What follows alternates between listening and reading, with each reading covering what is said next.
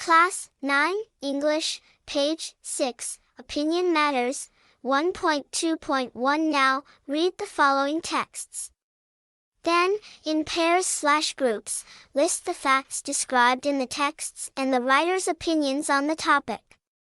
Then, write about how the writer's opinions influence your thoughts. Finally, share it with the class, as Bengalese Bangabandhu's speech at the United Nations Assembly is a matter of great pride for us.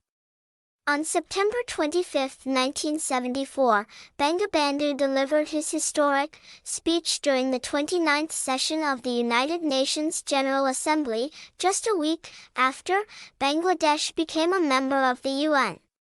The President of the UN welcomed Bangabandhu Sheikh Mujibur Rahman to address the General Assembly.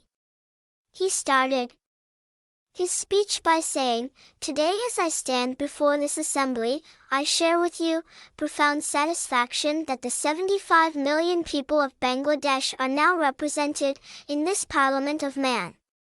This speech is remarkable in the history of Bangladesh for primarily two reasons.